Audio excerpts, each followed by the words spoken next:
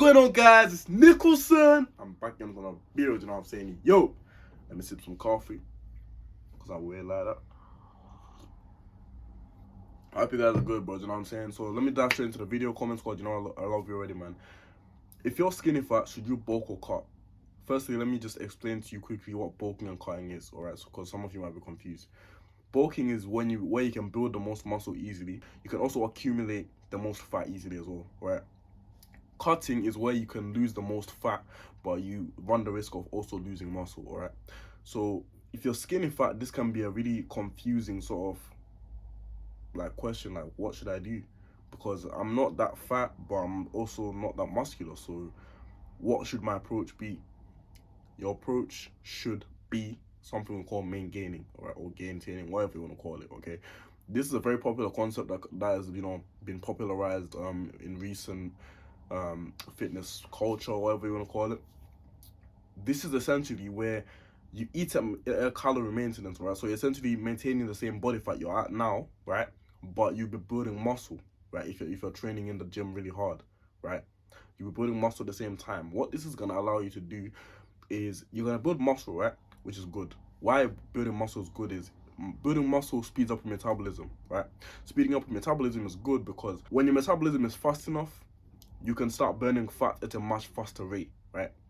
So essentially what I'm saying is, if you keep your calories the same now, right? If you keep your diet the same, once you're building muscle, yeah, you're going to be losing fat because your metabolism is sped up, right?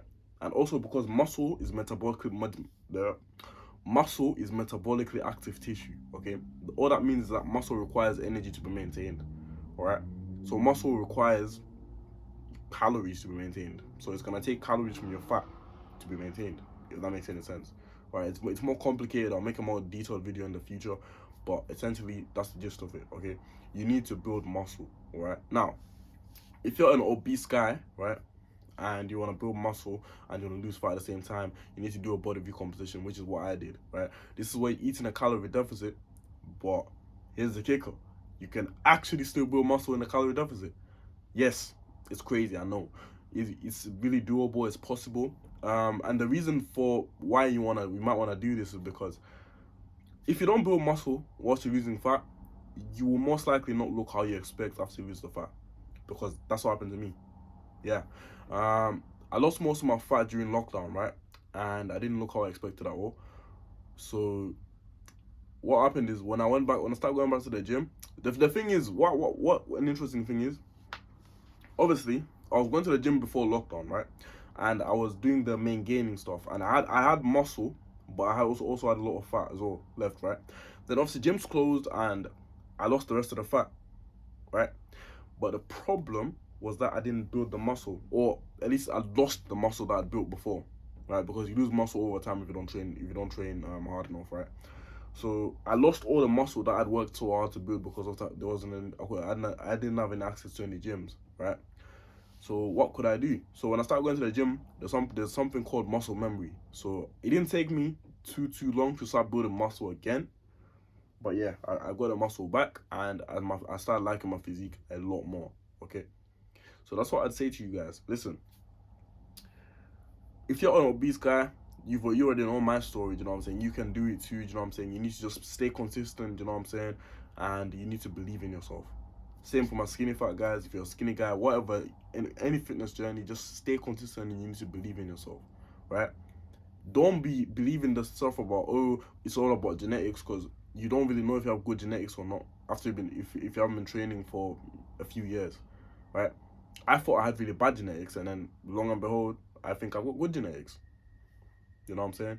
So don't just assume you've got bad genetics just because you've heard online, oh, it's all about genetics, it's all about this, blah, blah. No, it isn't. Okay? No, it isn't. So make sure that you stay consistent, you know what I'm saying? That's the biggest thing I can say to you, all right? Experiment a lot, okay? There isn't like a one diet fits all, okay? A lot of people are like, oh, what's the best diet to lose fat? What did you do to lose fat? Even if I tell you what diet I did to lose fat, it's not going to work for you. I guarantee it's not going to work for you, because the foods I eat now, I'm used to them, right? I'm they're catered to me specifically on what I like specifically. So you need to experiment on what you like specifically and what you're gonna stick to long term specifically. The amount of times I said specifically, I'm gonna specifically end the video at a specific point specifically. So I hope you enjoyed the video, guys. You know what I'm saying? Let me know if you've got any more questions. You know what I'm saying? I think Jugi bro is the guy who asked this question, bro. So shout out to you. So yeah, guys. I appreciate you guys for watching. In a bit.